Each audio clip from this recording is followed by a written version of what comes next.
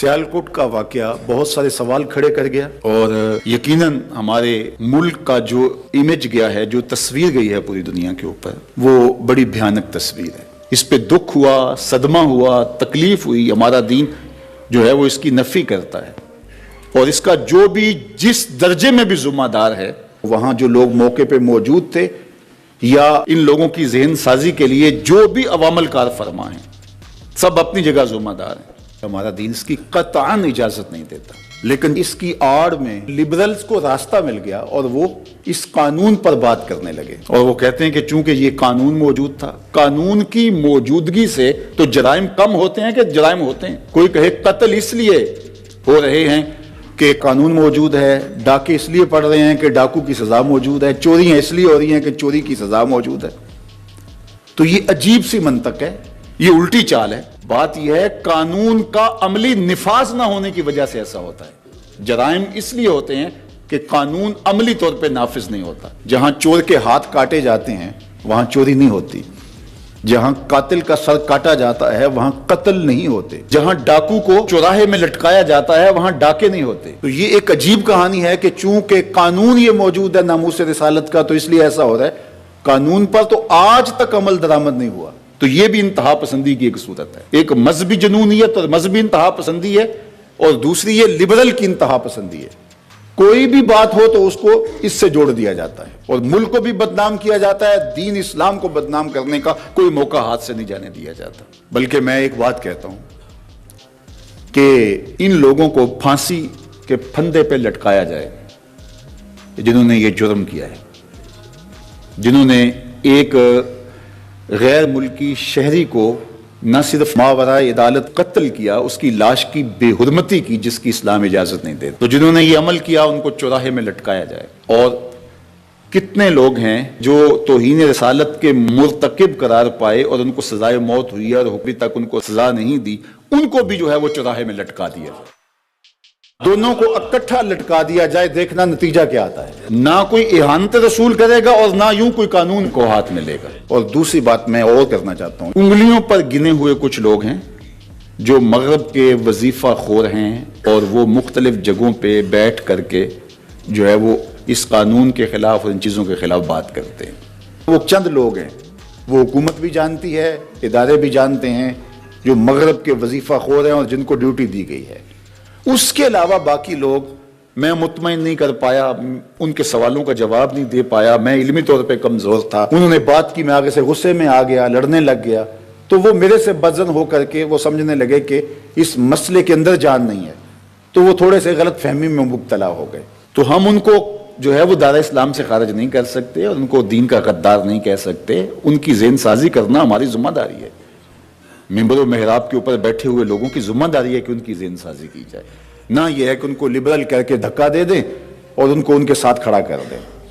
انہوں نے ان پہ محنت کی، یہ گرے ایریا ہے بہت سارا، جو محنت کرے گا وہ ان کے ساتھ جا کے کھڑے ہو جائیں گے۔ تو ہم لبرلز کو ایک نیا فرقہ بنا کر کے اس قوم کی تقسیم نہ کریں۔ ممبر و محراب کو اپنی ذمہ داری سمجھنی پڑے گی۔ ہمارے اندر جو کوتاہیاں ہیں ان کوتاہیوں کو دیکھنا پڑے گا اور ان کو دور کرنا پڑے گا۔ علمی کمزوریوں کا ہمیں کوئی ازالہ کرنا پڑے گا، اپنے لہجوں کی بہتری کے لیے، اس کے سلجھاؤ کے لیے کام کرنا پڑے گا، لوگوں کی عملی تربیت کے لیے کام کرنا پڑے گا۔ تو یہ ہمارا دین ہے، اعتدال پسند دین۔ تو ہمیں ہر معاملے کے اندر اسلام نے پوری کامل اور اکمل رہنمائی عطا کی ہے۔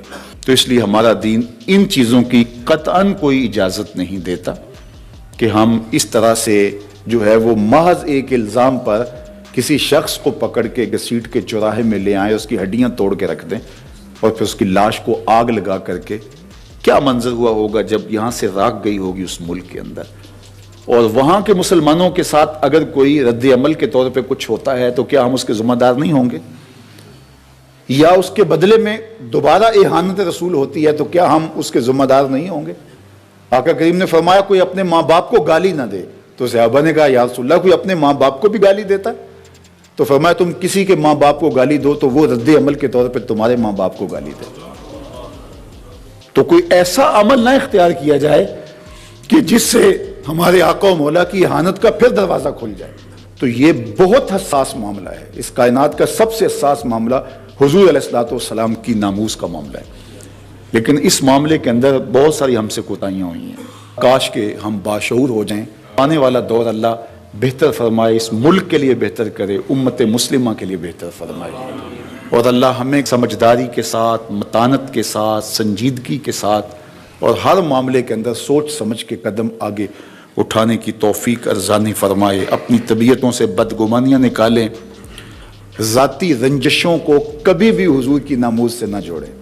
اس سے بڑی بدکاری اور کوئی نہیں ہو سکتی ہے. یہ کتنی حساس بارگاہ ہے. اور میں اپنی دشمنی جو ہے وہ اس بات پہ نکالوں، کسی تنظیم سے میری دشمنی ہے، کسی فرد سے میری دشمنی ہے، کسی برادری سے میری دشمنی ہے، کسی شخص سے میری دشمنی ہے، تو میں صرف اس بات پر کہہ کے اپنا غصہ اس پہ نکال لوں. اس سے بڑی بدکاری نہیں ہوگی. تو یہ بدکاریاں جب ہوتی ہیں اور اس طرح کے معاملے ہوتے ہیں پھر قومیں تباہ ہو جاتی ہیں. تو اللہ کے محبوب علیہ السلام کا یہ فرمان سن لیجئے. آقا کریم نے فرمایا وَإِيَّاكُمْ وَالْغُلُوَّ فِي الدِّينِ وَإِنَّمَا أَهْلَكَ مَنْ كَانَ قَبْلَكُمْ الْغُلُوُّ فِي الدِّينِ. فرمایا دین میں انتہا پسندی سے بچو. تم میں سے پچھلی قومیں انتہا پسندی کی وجہ سے ہلاک ہو گئے. اس انتہا پسندی نے قوموں کے تشخص کو مٹا دیا، قوموں کے تشخص کو جو ہے وہ ختم کر کے رکھ دیا. تو آج ہمارا جو تشخص ابھرا ہے وہ اچھا نہیں ہے. یہ جو پکچر آ رہی ہے سکرین کے اوپر یہ ہماری تصویر نہیں ہے.